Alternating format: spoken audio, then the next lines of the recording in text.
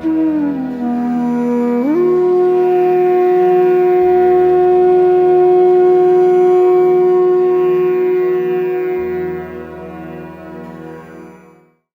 को खोजने वाले सभी साधकों को हमारा प्रणिपात।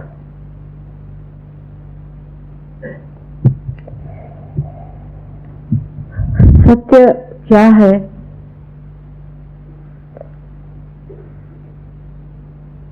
ये कहना बहुत आसान है। सत्य है, केवल सत्य है कि आप आत्मा हैं। ये मन, बुद्धि, शरीर, अहंकार आदि जो उपाधियां हैं, उससे परे आप आत्मा हैं। किंतु अभी तक उस आत्मा का प्रकाश आपके चित्त पर आया नहीं, या कहें कि आपके चित्त में उस प्रकाश की आभा दृष्टिगोचर नहीं हुई।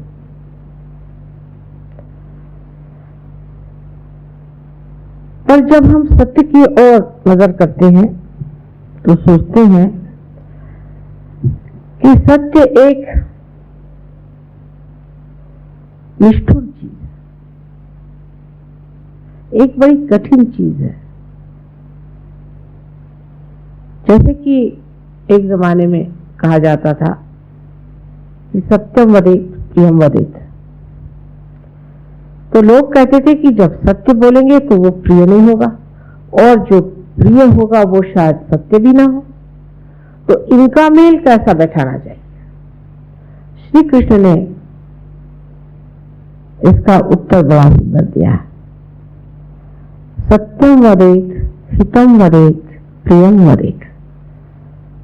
जो हितकारी होगा वो बोलना चाहिए। हितकारी आपकी आत्मा के लिए, वो आज शायद दुखदाई हो, लेकिन कल जाकर के वो प्रियकर हो जाएगा। ये सब होते हुए भी हम लोग एक बात से कभी कभी चूक जाते हैं कि परमात्मा प्रेम है और सत्य भी प्रेम ही है। जैसे कि एक माँ अपने बच्चे को प्यार करती है तो उसके बारे में हर चीज को वो जानती है। उस प्यार ही से उद्घाटन होता है उस सत्य को जो कि उसका बच्चा है। और प्रेम की भी व्याख्याएं जो हमारे अंदर हैं वो भी सीमित मानव की जो चेतना है उससे उपस्थित हुई। वास्तविक में प्रेम किसी चीज से चिपक ही नहीं सकता। प्रेम तो उसी तरह की चीज है जैसे कि एक वृक्ष में उसका जो प्राण रस है वो चढ़ता है और जड़ों को, उसके पत्तियों को, उसके फूलों को, फलों को पूर्णतया आशीर्वादित करता हुआ फिर लौट जाता है। लेकिन अगर सोचे कि वो कहीं जाकर के एक फूल में अटक जाए और कहे कि ये फूल मुझे सबसे ज्यादा प्रिय है, तो उस पेड़ की तो मृत्यु होगी ही और उस फूल की भी हो जाएगी। तो ये जो चिपकने वाला प्रेम है ये मृत्यु को प्राप्त होता है। इसीलिए आप देखते हैं कि जब दो इंसान में प्यार होता है थोड़े दिन बाद वो प्यार बैर भी हो सकता है। इसी प्रकार दो देशों में प्यार हो, कल वो भी बैर हो सकता है। दो जाति में प्यार हो, वो बैर हो सकता है। ये प्रेम बैर कैसे हो जाता है, ये बड़ी सोचने की बात है। इसलिए कि प्रेम का सत्य स्वरूप हमने जाना नहीं। परमात्मा का प्रेम बहता है, देता है, करता है और उसके बाद कहीं चिपकता नहीं, किसी में अटक नहीं जाता। लेकिन हम लोग इस दोनों का मेल नहीं बिठा पाते कि सत्य और प्रेम एक ही चीज, जैसे चांद और उसकी चांदनी और सूर्य और उसकी किरण, जैसे अर्थ और शब्द दोनों एक साथ मेल खाते हैं, उसी प्रकार सत्य और प्रेम दोनों एक साथ हैं। इसीलिए बहुत से लोग सत्य के खोज में न जाने क्या क्या विपदाएं उठाते, क्या क्या तकलीफें उठाते। वो सोचते हैं कि जब शरीर को दुख दिया जाएगा तो हमें सत्य मिल जाएगा।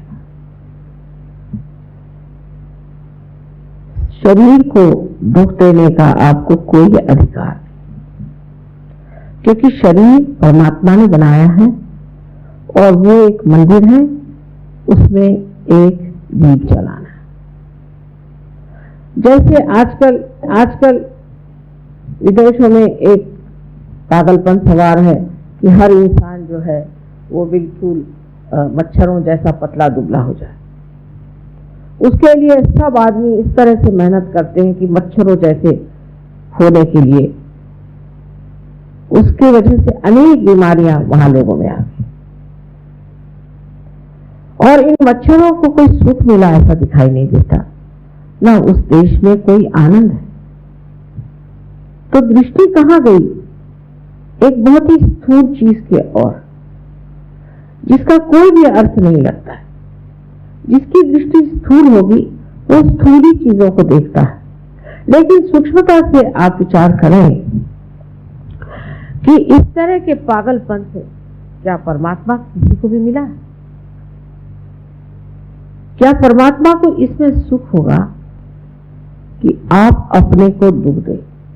ईसाई लोगों ने तो हद कर दी कि ईसा मसीह की हड्डियां निकाल के और टांग देते हैं और कहते ये ईसा मसीह। देखकर मेरा जीव ऐसा लगता है कि इसे पूछा जाए कि जिस इंसान ने एक इतने बड़े क्रॉस को अपने कंधे पर उठाया था, क्या वो इन हड्डियों के बूते पर? लेकिन इसमें एक समाधान उन लोगों के पास है कि हम किसी जालिम तरीके से, कोई दुष्ट क्रूर प्रकृति से ईसा मसीह की ओर देख। यही चीज आपको आगे हम सुनाते हैं कि जब आप जाइए पोप के सिस्टीन चैपल में, तो ये जो प्रेम की शक्ति है, इस प्रेम की शक्ति को समझने के लिए बड़ा भारी हृदय चाहिए। जिस इंसान के पास हृदय नहीं होगा वो इसे समझ नहीं पाएगा। जैसे कि सिस्टीन चैपल जो कि आप रोम में जाए, वेटिकन में देखें, तो वहां माइकल एंजेलो नाम के एक बहुत बड़े कलाकार ने सारा कुंडलिनी का चित्र बनाकर रखा और आज्ञा चक्र पे ईसा मसीह को खड़ा किया है। वो भी गणेश जी जैसे लंबोदर खड़े हुए और इधर से उधर लोगों को फेंक रहे हैं। उसका नाम उन्होंने लास्ट जजमेंट कहा हुआ है, लेकिन पूरी कुंडली दिखाई।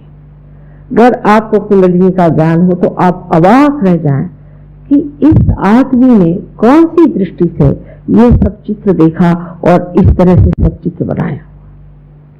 लेकिन उसी के नीचे वो हड्डी वाला ईसा मसीह रखा हुआ है, देखकर ग्लानि हो। कम से कम हमारे भारतवर्ष में किसी भी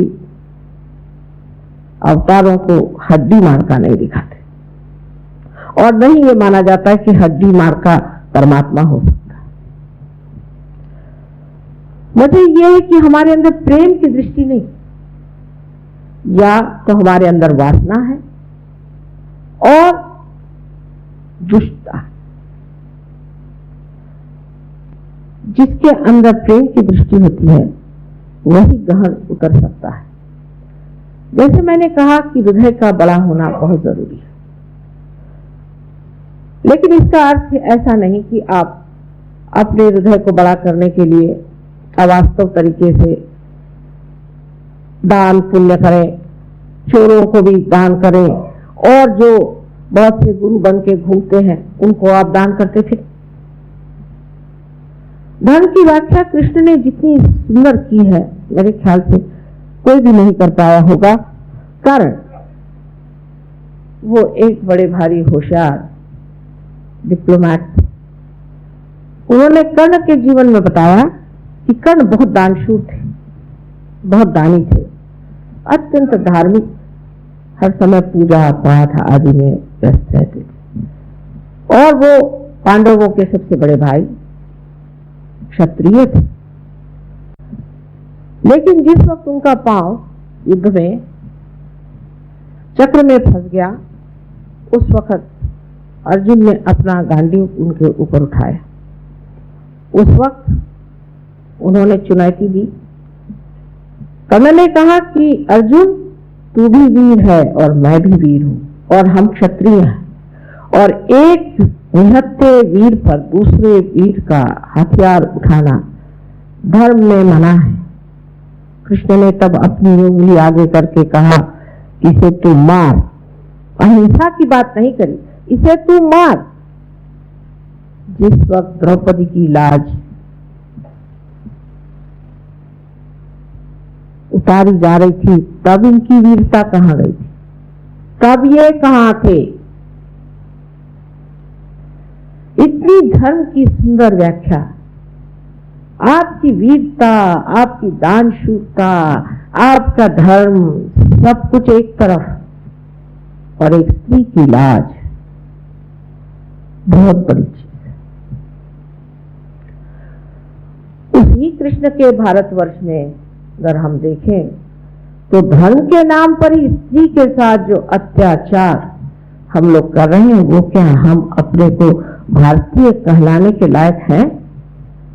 भारतीय संस्कृति की हम डींगे पीटते रहते हैं, लेकिन क्या हम वाकई में इस योग्य हैं? जब बाहर जाकर के लोग बताते हैं कि बहुओं को जला दिया, घर में आई हुई लक्ष्मी को मार डाला, तो दूसरे लोग पूछते हैं कि आपके देश में बहुत बड़ी योग भूमि है, बहुत कुछ शास्त्र हुआ, बहुत कुछ लोग धार्मिकता की बात करते हैं, बड़े ही वहां पर बड़े बड़े व्याख्यान लोग देते हैं, तो ऐसे देश में ऐसी दुर्धर बातें, ऐसी भीषण हत्याएं कैसे हो सकती? क्या जवाब है हमारे पास इसका?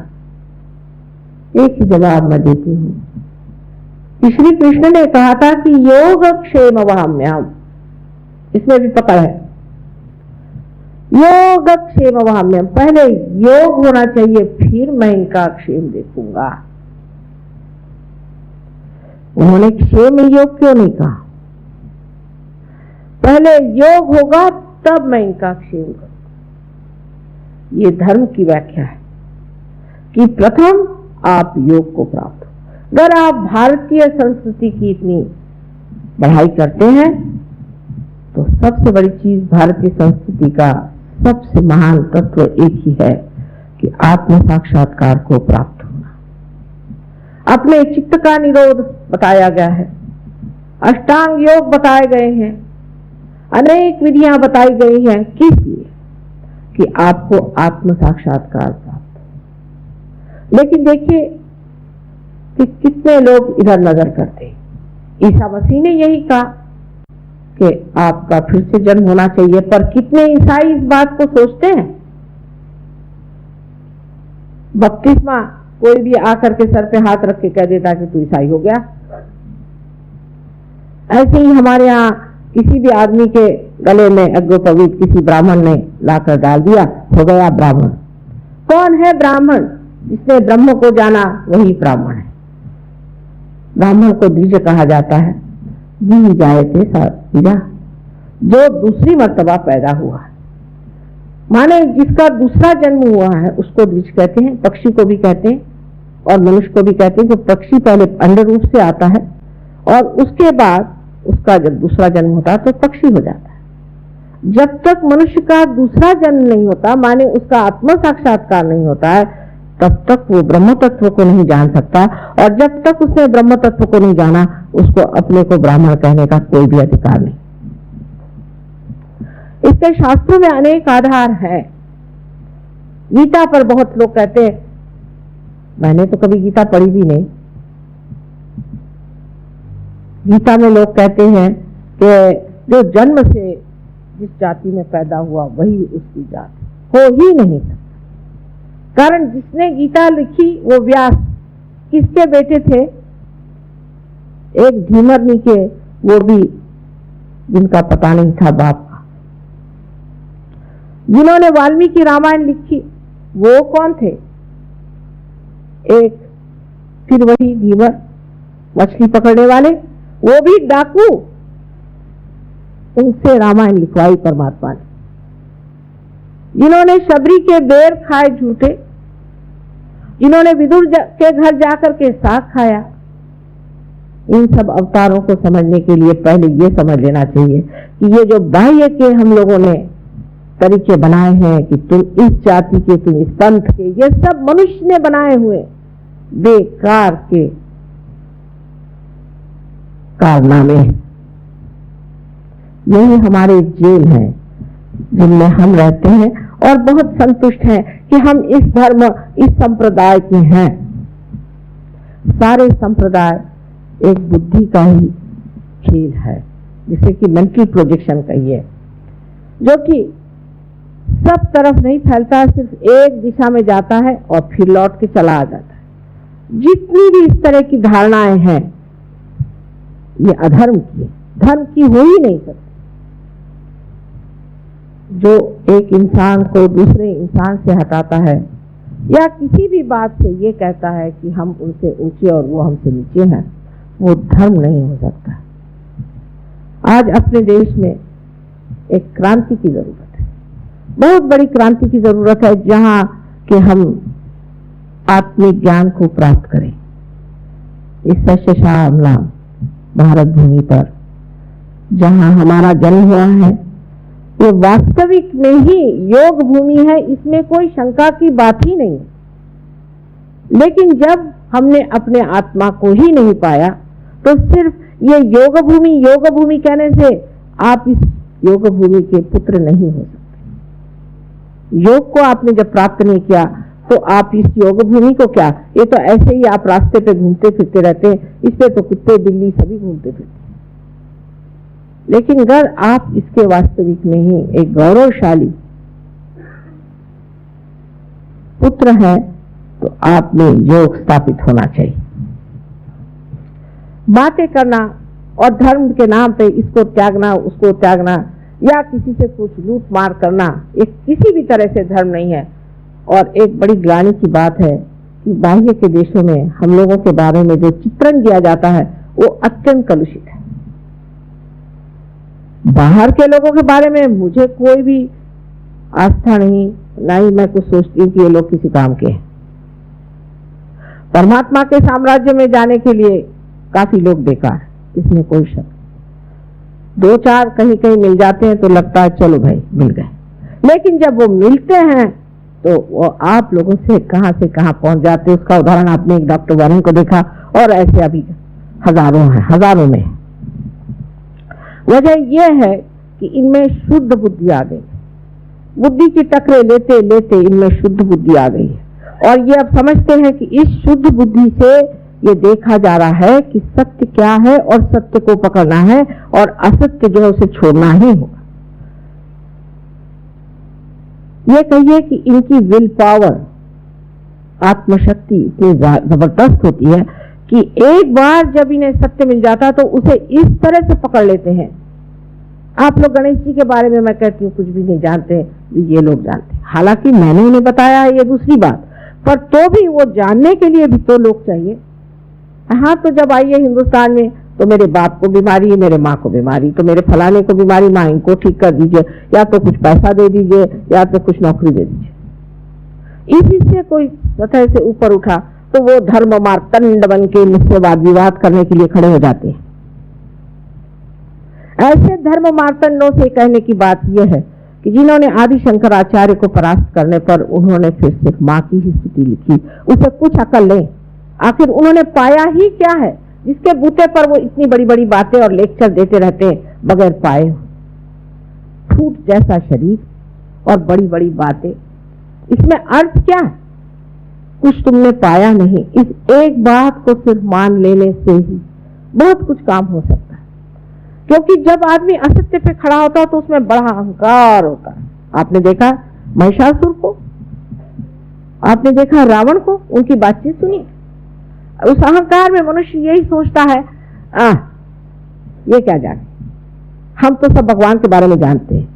और कुछ कुछ लोगों का तो ये भी विश्वास है कि अरे भगवान तो हमने बनाए हुए हैं, इनको तो बेवकूफ बनाने के लिए एक भगवान चीज है। अब उसमें से कोई अति अक्लमंद निकल आए हैं, वो फरमाते हैं कि हाँ भगवान तो हम मानते नहीं, हम तो बहुत सत्यवचनीय है, भगवान नाम की कोई चीज ही नहीं। क्या कहने, एक से एक बढ़ के विद्वान इस देश में बसे। तो जब ऐसे बाहर से लोग आके कुछ समझाएंगे, हो सकता है कुछ खोपड़ी में बात जाए, लेकिन उससे पहले ही सर्वनाश की तैयारी हो रही। ये समझ लीजिए कि सर्वनाश पूरी तरह से इस देश को खाने के लिए तैयार हो रहा है। उसका कारण ये नहीं है कि हम लोग पापी हैं या बुरे हैं, किंतु ये है कि हम अज्ञान को ही ज्ञान समझ के बैठे। अगर आपने अज्ञान को ज्ञान समझ लिया तो क्या होगा? अंधेरे में अगर आप लोग सब बैठे और चलना फिरना शुरू कर दिया तो कोई किसी के ऊपर कूदेगा, कोई किसी को मारेगा, कोई दौड़ेगा। अंधाधुंध जो चीज हो रही है, ये जो भ्रांति आ रही, इसका कारण एक है कि हमें ज्ञान नहीं।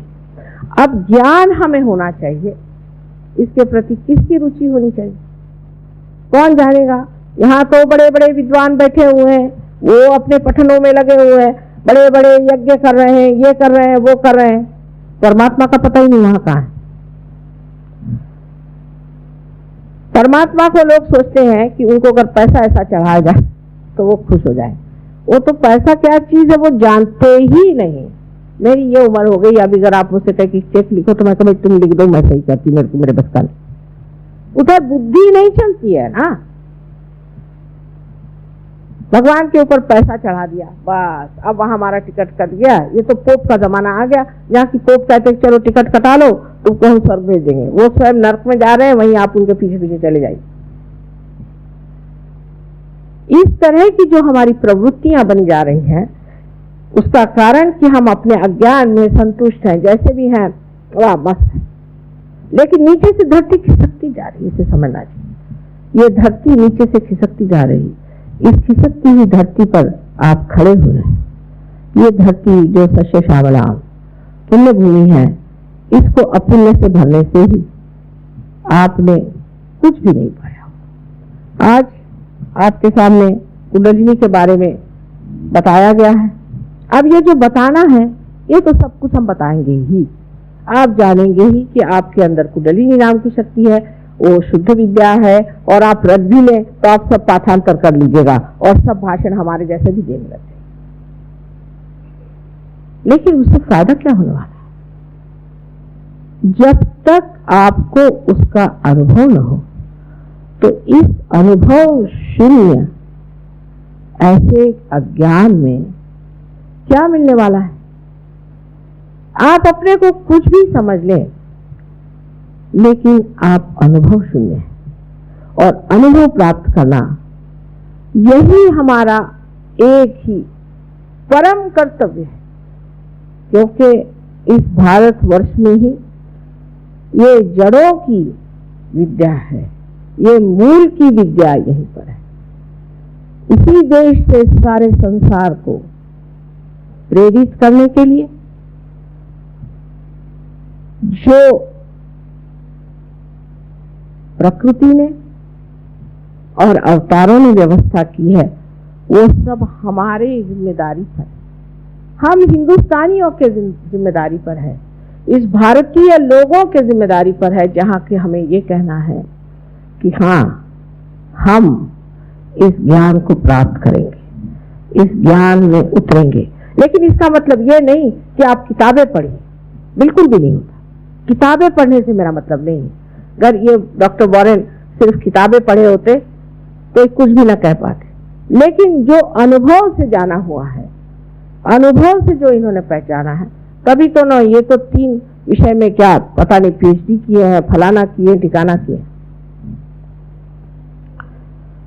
अब एक छोटी सी बात साइंस की आपसे बताऊं कि एक बड़े भारी साइंटिस्ट हैं जिनका नोबेल प्राइज थोड़े इसे चूक गए। तो उन्होंने कहा कि माँ आप कहती हैं कि मूलाधार चक्र पे श्री गणेश का स्थान है और एक तरफ से वो ओंकार है और दूसरी तरफ से वो स्वस्तिक है, ये कैसे? मैंने कहा भाई तुम तो मॉडर्न आदमी हो, तुम्हें कोई मुश्किल नहीं पता लगाना। तुम ऐसा करो, एक एटम का चित्र बनाओ, एक बार लेफ्ट से बनाओ और एक राइट से बनाओ, कार्बन एटम को लेकर के तुम चित्र बनाओ। उन्होंने मुझे खबर की कि माँ आश्चर्य की बात है कि जब लेफ्ट साइड से देखते हैं तो ओंकार दिखाई देता क्योंकि राइट साइड दिखाई दी, और जब राइट साइड से देखते हैं तो लेफ्ट साइड में क्या दिखाई देता है? स्वस्तिक। और ये कार्बन का एटम है। आपने कैसी बात कही? मैंने कहा लिखा हुआ है चतवारी, इसमें 4 वैलेंसीज हैं, वही कार्बन है। इसमें कौन सी ऐसी नई बात मैंने बताई? लेकिन ये कि तुम लोग विश्वास तो नहीं करोगे। घर में गणपति का चित्र रखा हुआ है, उसको नमस्कार कर ले, और किसी डॉक्टर से मैं कहूं कि भाई इस गणपति की वजह से तुम्हारा पेल्विक प्लेक्सस चलता है, तो कह रहे रंजी माता जी। अब इसके उदाहरणार्थ आपको मैं बताती हूँ कि हमारे एक सहयोगी थे, काफी उम्र के, उनका नाम था अग्निहोत्री साहब, और उनके यहाँ बहुत अग्निहोत्र हुए और बड़े खानदानी ब्राह्मण थे। वो पूना से हमारे पास आए और मुझे कहने लगे कि माँ आश्चर्य की बात है कि मुझे तकलीफ हो रही है वो मूलाधार चक्र से। मैंने कहा ये कैसे हो रही तुमको मूलाधार चक्र? माने ये कि वहां एक ग्लैंड होता है, वो ग्लैंड अब काम नहीं करा। मैंने कहा ये कैसे हो सकता है? हो ही नहीं सकता, क्योंकि तुम तो गणेश के ही भक्त हो और सहयोगी हो। तो उस वक्त जब जाने लगे तो हमारा प्रसाद है चने, मैं कहा अच्छा चना खाओ। मैंने उनके हाथ में चना दिया तो इधर उधर आनाकानी करने लगे। मैंने कहा तुम्हें अपनी प्रोस्टेट ग्लैंड ठीक करनी है या नहीं? मैंने कहा आनाकानी क्यों करते हो? कहले माँ कल खा लूंगा। मैंने कहा क्यों? कहले आज संकष्टी है, आज मैं चना वगैरह नहीं खाता। मैंने कहा यही कारण है तुम्हारा प्रोस्टेट खराब हो। कहले ये क्यों कारण? मैंने कहा जिस दिन श्री गणेश का जन्म हुआ वो संकष्टी तुम मनाते हो, जिस दिन किसी का जन्म होता है उस दिन तुम उपवास करते हो। क्या तुमसे गणेश जी खुश होंगे? खाओ चना खा करके, आप विश्वास नहीं करेंगे लेकिन आप पूछ सकते हैं। वो जब पूना पहुंचे तो देखते हैं कि उनकी प्रोस्टेट एकदम ठीक चलने लग गई। इस प्रकार की हम अनेक गलतियां करते रहते हैं। जब कभी भी कोई भगवान का जन्म होना है तो सुतक बना के बैठ गए, सुतक कर रहे हैं। माने ये कि जो हमारी पूजा अर्चा है उसे भी हम नहीं समझते। वही हाल अंग्रेजों का है, जब कोई मरा तो शैंपेन पिएंगे। ईसा मसीह का जिस दिन जन्म हुआ उस दिन शैंपेन पिएंगे। उनसे कहा भाई शैंपेन तुम क्यों पीते? शराब तो निषिद्ध है, कैसे आप शराब पी सकते हैं? क्योंकि ये चेतना के विरोध में। वो कहेंगे हो गया आपके धर्मों में, हमारे धर्म में नहीं। कैसे? ईसा मसीह ने एक शादी में शराब बनाई। मैंने कहा हो ही नहीं सकता। उन्होंने पानी को द्राक्ष का रस बना दिया। आप बताइए कि शराब को सड़ाए बगैर वो बनती है क्या शराब? एक क्षण में कोई बना सकता है शराब? लेकिन इस बात को पकड़ के अब शराब पीना ही ईसाई धर्म हो गया। इसी प्रकार उपास करना ही हमारे यहाँ हिंदू धर्म हो गया। तो ठीक है, परमात्मा कहते हैं चलो तुमको उपास करना है, उपास करो उपास। जिस की आप इच्छा करेंगे वो इच्छा परमात्मा आपकी पूरी करते। उल्टी खोपड़ी से परमात्मा नहीं समझा जा सकता। जो वो है सो है। उनके आगे आप अगर कहें कि हम आपको बनाएं और आपकी हम व्यवस्था खुद करेंगे तो ये बड़ी गलतफहमी हम लोगों का। आप स्वतंत्र हैं ऐसा आप कहते हैं। स्वतंत्रता के लिए हमने भी बहुत आफते उठाई। आज हम लोग स्वतंत्र हो गए, लेकिन मैं नहीं सोचती आप स्वतंत्र हैं। आपको स्वातंत्र मिला है, लेकिन स्व का तंत्र जानना चाहिए। शिवाजी महाराज जो थे वो आत्म साक्षात्कारी थे, उनको मैं कहती हूँ पूरे भारतीय थे। उन्होंने कहा कि स्व का तंत्र जानना चाहिए। उनके गुरु रामदास स्वामी थे, उन्होंने उनसे बताया कि देखो जब तक स्वधर्म नहीं बनने वाला, स्व का धर्म, स्वधर्म, तब तक इस देश का कल्याण नहीं होगा। अब उनके नाम से ही लोग आफत मचाए हुए। पर जिस स्वधर्म की बात की थी उस स्व को जानने के लिए कोई भी प्रयत्नशील नहीं है। सारे धर्मों में यही रोना है। मोहम्मद साहब की तो बात क्या कहने, उन्होंने तो साफ कहा है कि जब उत्थान का समय आएगा तब आपके हाथ बोले, जिसको कयामा कहते हैं, उत्थान का समय, जैसे रेजरेक्शन का समय, जिसे कहना चाहिए उत्क्रांति का समय आएगा, तब आपके हाथ बोलेंगे। उन्होंने इतना कुछ उस कुरान में लिखा है, मेरे पिता ने खुद इसका ट्रांसलेशन किया है, मैं जानती हूँ। उन्होंने साफ लिखा है कि उस वक्त आपके हाथ बोलेंगे। इसका मतलब क्या है? सारी नमाज जो है कुंडलिनी का जागरण है। और उन्होंने जो अल्लाह अकबर कहा हुआ है, वो अकबर भी विराट श्री कृष्ण की बात की। लेकिन ये बात कहने से मुसलमान कल मुझे मारने दौड़ेंगे, और इससे भी अगर आगे बातें करने लग जाऊं तो हिंदू भी मुझे मारने दौड़ेंगे, क्योंकि सत्य का विपरीत रूप करने से ही आज हम हर तरह से धर्म में, अधर्म में, हर तरह से एक भ्रांति में है। इस भ्रांति को हटाने के लिए सबसे पहले, जैसे डॉक्टर वॉरेन ने बताया है और जैसे आपको सब सहयोगी कहेंगे, पहले आप आत्म साक्षात्कार को प्राप्त हो।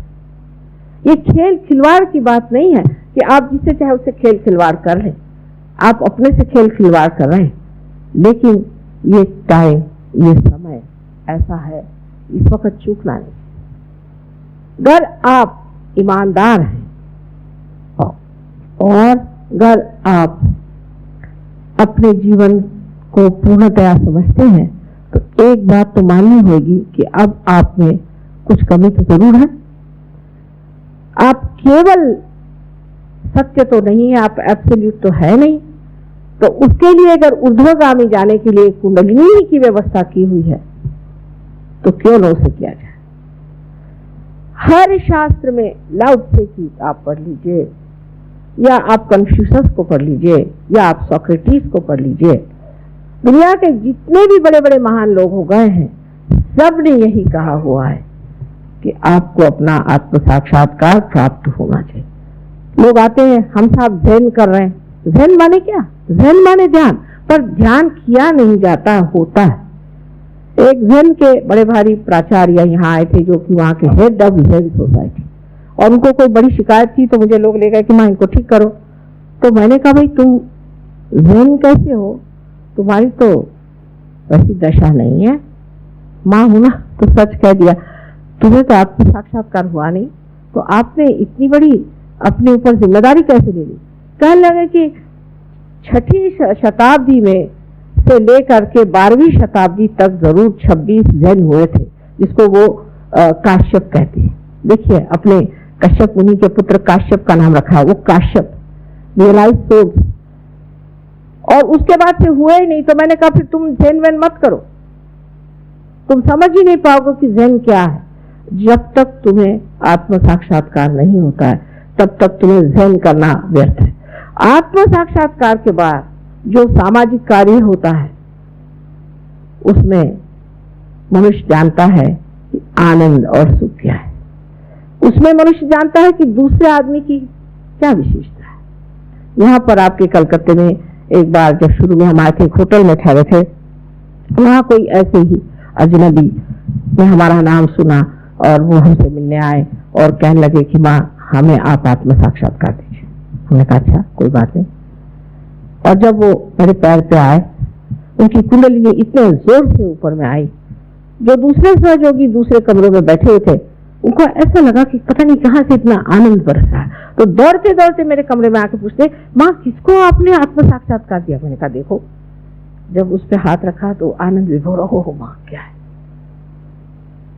ऐसे ऐसे अनुभव, अनेक अनुभव सहयोग में आते हैं, जहाँ जिस आदमी को हम सोचते हैं कि बहुत ऊंचा आदमी है, जब उसके पास जाइए तो लगता है कि बिल्कुल घास फूस और कचरा है। और कोई आदमी के लिए सोचे, अरे ये बिल्कुल बेकार आदमी है, किसी काम का नहीं। उसको देखते हैं तो पता नहीं कब का आत्मपिंड है, कब का ये बड़ा महान पुरुष रहा इस संसार में है। लेकिन इसको पहचानने के लिए भी तो आपके पास में वही केवल सत्य होना चाहिए कि उसकी ओर हाथ करके आप जान लेते हैं कि क्या है। कुंभ के मेले में जाने की आजकल बड़ी आफत मची। कुंभ के मेले क्यों जाना? कुंभ के मेले क्या आप गंगा जी को पहचान सकते हैं? क्या आप जमुना जी को पहचान सकते हैं? अगर आपके पास गंगा जल ला के रखा तो क्या आप पहचान लेंगे कि ये गंगा जल है? नहीं पहचान। कारण आपके पास केवल सत्य नहीं है, जब गंगा जल सामने रखेगा तो कोई भी सहयोगी बता देगा गंगा जल है, क्योंकि उसमें से चैतन्य की लहरी आ रही, जो शिव जी के सहस्त्रार से बह रही गंगा है, तो उसमें तो चैतन्य आना ही हुआ। अब गंगा जी को हम पूछते, लेकिन गंगा जी जो सूक्ष्म है उसको तो जानते ही नहीं कि चीज क्या है ये गंगा जी। सालों से चला रहा गंगा जी में नहाओ, गंगा जी में नहाओ। ये तो ऐसा ही जैसे कनेक पत्थर उसमें पड़े हुए हैं, ऐसे लोग नहाते और बाहर आते, और फिर उनमें कोई भी ऐसा दिखता नहीं कि गंगा जी हो क्या तो कोई विशेष बात की। ऐसे जो लोग हज में जाते हैं वहां से लौट के आते हैं तो फिर वही स्मगलिंग करते। जब हज हो के आए, जब हाजी हो गए, दाढ़ी बढ़ा ली, अपने को हाजी बन के घूम रहे हो, तो भाई कुछ तो असर दिखाई देना चाहिए। कोई नहीं, सब एक ही साथ एक जैसे ही रह जाते हैं, जैसे गए थे वैसे ही बिल्कुल निरे कोरे, जैसे गए थे वैसे कोरे वापस चले आए, कुछ असर नहीं आया। क्या वजह है कि जो गंगा जी की सूक्ष्म चीज है उसको आपने पकड़ा नहीं, और पकड़ेंगे भी कैसे? अब यहाँ पर हमारे यहाँ जागरूक स्थान है, हम तो कहते हैं कि है, हर जगह हमारे यहाँ जागरूक स्थान है, और ये हम बाइबल में भी लिखा हुआ कि जो पृथ्वी तत्व ने और आकाश ने बनाया हुआ है उसको तू फिर से बना के उसकी पूजा न कर। इसका मतलब वो नहीं जो पृथ्वी तत्व ने बनाया उसकी न पूजा कर। अब ये तत्व हमारे यहाँ पृथ्वी तत्व से निकले हुए जो जागरूक स्थान है, आप कैसे जानिएगा ये जागरूक है या नहीं? कहीं पत्थर रख दिया, हाँ ये जागरूक स्थान है। अब ये राम की भूमि है कि नहीं है, ये जानने के लिए मुसलमान और हिंदू दोनों को अगर आप पार कराइए तो कहेंगे श्री राम की भूमि है, इसमें शंका। लेकिन इसका मतलब यह नहीं कि सब हिंदू जाके वहां लड़े, और लड़ के राम की भूमि भी मिल गई तो भी क्या फर्क आने वाला है हमारे अंदर? ये बाह्य की चीजों से अंतर्योग घटित नहीं होता है। जब अंतर्योग हो जाएगा तो समझ में आ जाएगा मुसलमानों को भी और हिंदुओं की कि श्री राम की भूमि, और श्री राम ये मुसलमानों के लिए कोई दूसरे नहीं, और हमारे लिए भी मोहम्मद साहब कोई दूसरे नहीं। ये लोग सब रिश्तेदार हैं, बड़े पक्के आपस में, इनका कभी भी झगड़ा नहीं होता, एक दूसरे के सहायक हैं, आपको पता नहीं। लेकिन हम ही लोग बेवकूफ जैसे एक का नाम ये लिया एक का नाम ये लिया लड़ते रहते हैं। जैसे कि एक पेड़ पे अलग अलग समय पर निकले हुए महासुंदर फूल हैं, उनको अलग हटा लिया, उनको तोड़ लिया, जब वो मर गए तो ये मेरा फूल, ये मेरा फूल। पर अरे भाई तुम्हें क्या विशेषता आई है, कौन सी विशेष तुमने बात करी? जब खराबी पे आते तो सब एक साथ ही हैं, तब तो कुछ दिखाई नहीं देता। इस तरह से पंथ जातियां बना बना करके हम लोगों ने एक तमाशा बेवकूफी का खड़ा किया। कितने बेवकूफ इंसान है आप ही सोचिए, ये बेवकूफी के लक्षण है या नहीं कि हम इस तरह से ये मेरा धर्म, ये मेरा धर्म। अरे धर्म तो है ही नहीं तुम्हारे अंदर। इस वक्त कुंडलिनी जागरण होता है तो इसे हम लोग वर्ड कहते हैं, जिसको भवसागर कहते हैं। इस भवसागर में जब प्रकाश आता है तो धर्म अपने आप जागृत हो जाता है। ऐसे आदमी धर्मातीत होते। माने आप ही सोचिए कि तुकाराम जो बड़े संत हो गए, अगर वो कभी उनसे कहना पड़ता था कि आप शराब मत पियो या दूसरों का पैसा मत खाओ, कहना पड़ता था क्या? इन संतों से कहना तो नहीं पड़ता था ना। नानक साहब से ये तो नहीं कहना पड़ता था कि भाई तुम चोरी चकारी मत करो। उनको ये बात मालूम ही नहीं कि माने वो धर्मातीत लोग, और ऐसे लोग हमारे देश में हो गए हैं। और उन्होंने जो बता दिया है, अगर उनके तरफ जरा से भी नजर करें तो समझना चाहिए कि वो कोई झूठ बोलने वाले के लोग नहीं थे। उन्होंने जो बता दिया उसे हमें क्यों न करना चाहिए। इन लोगों की बातें भी और तरह की है। मैं आपसे बताऊं, ये जाति पाति को लेने वाले जो लोग हैं, खास करके सारी ही जाति में बड़े बड़े संत हैं।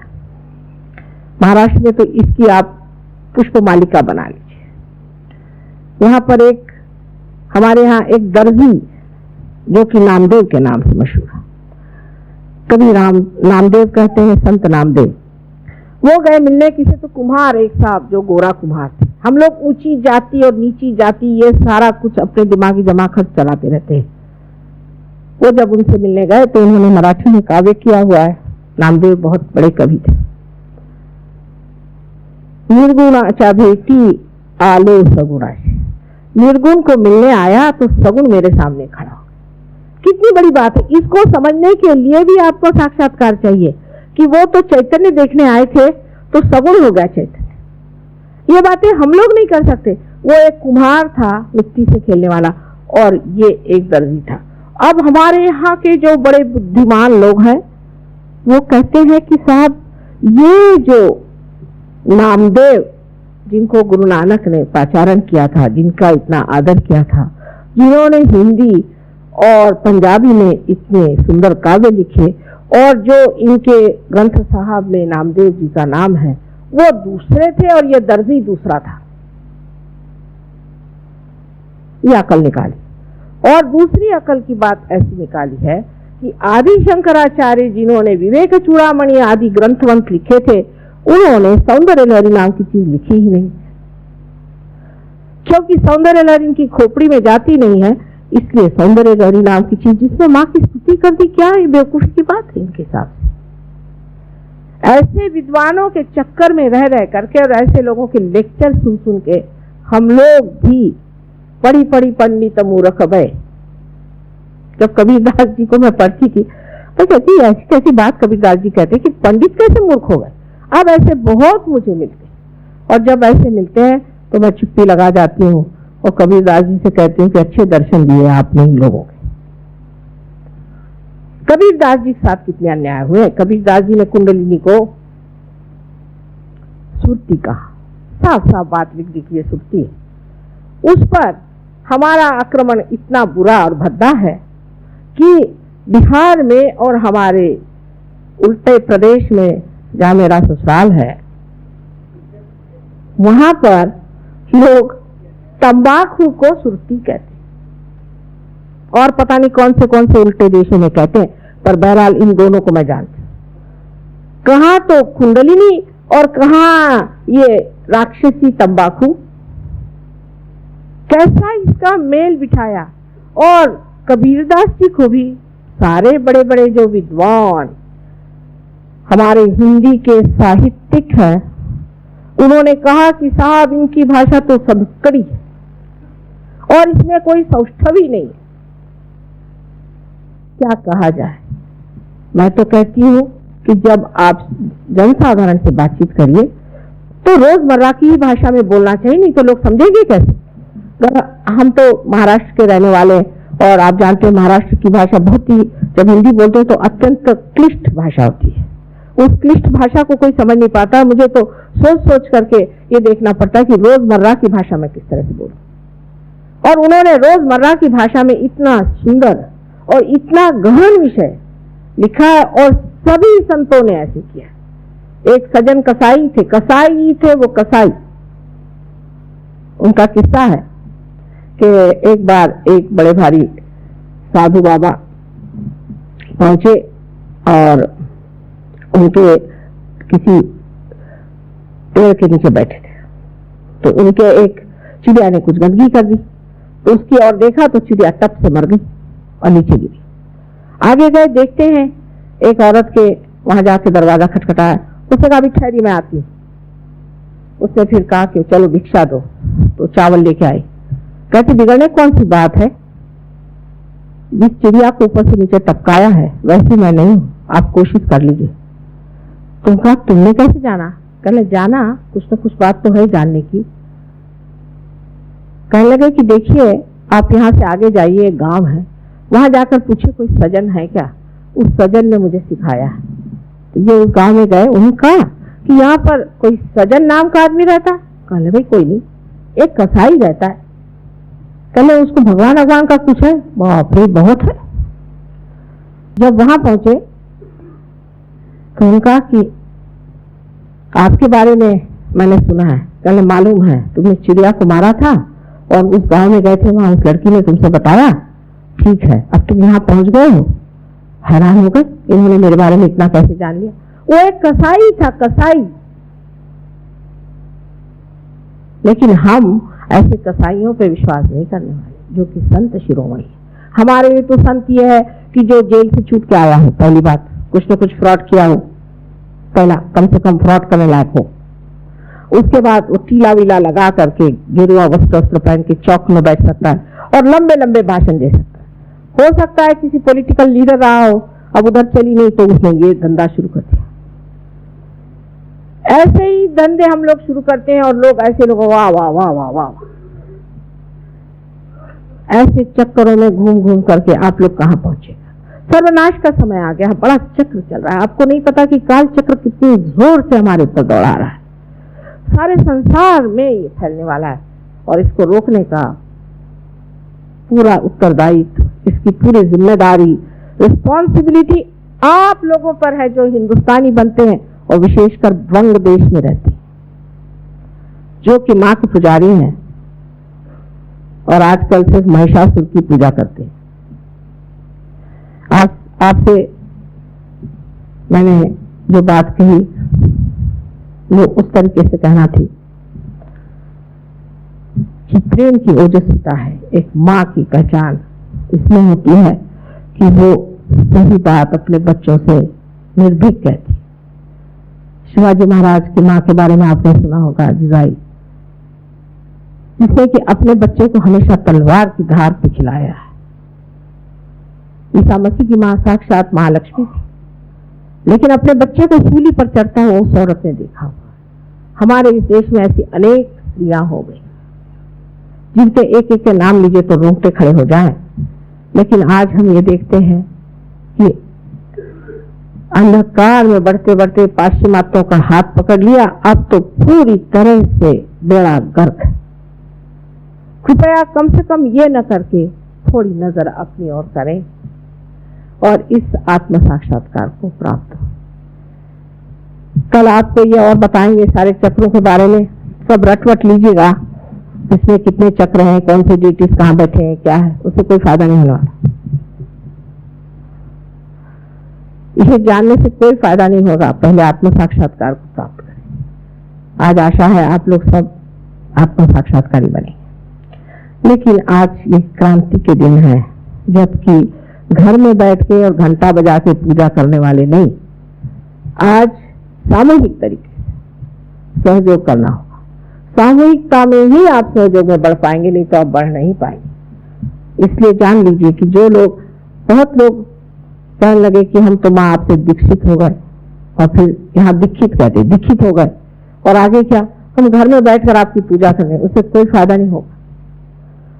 आपको सामूहिकता में उतरना चाहिए। अब जरूरी है कि हम लोग कुछ पैसा वैसा लेते नहीं, क्योंकि पैसे से तो भगवान मिलता नहीं है, और ऐसी कोई बड़ी भारी आलिशान हमारे पास जगह नहीं, जैसा कि एक हॉल है, वहाँ एयर कंडीशन है, आप आइए तशरीफ रखिए और पार हो जाइए, ये सब व्यवस्थाएं नहीं।